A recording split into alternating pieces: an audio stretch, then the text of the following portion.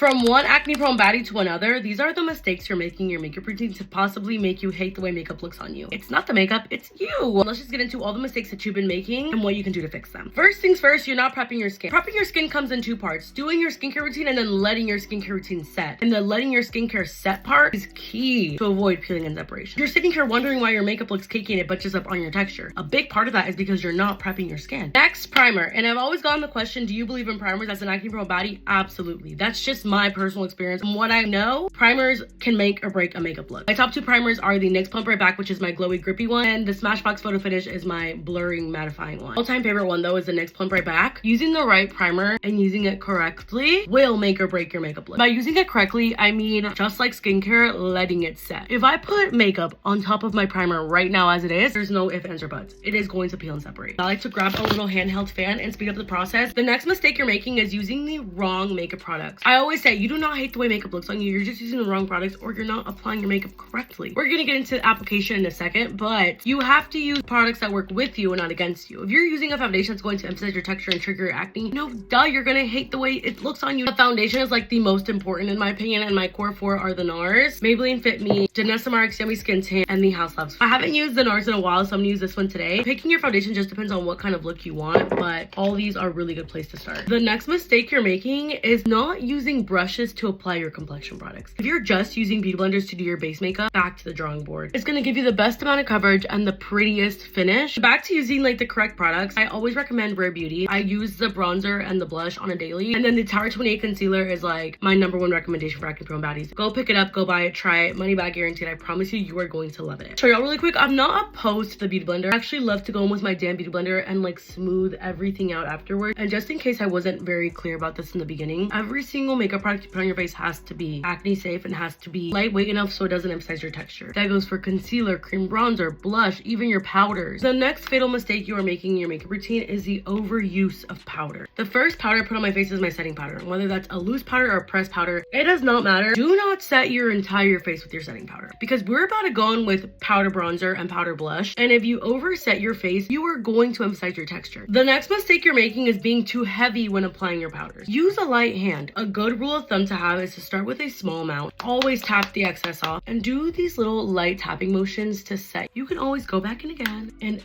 build it up if you want more color. But to just load the brush on like this and then swipe it back and forth, it's a recipe for disaster. Now that you've fixed all of those fatal flaws in your makeup routine, look at you. All that in a bag of chips. Textured, not emphasized, acne, not triggered. That's how you want it every single time. Anyways, baddies, I really hope this video was helpful. Let me know in the comments below if you are guilty of making some of these mistakes too. I love you baddies so much.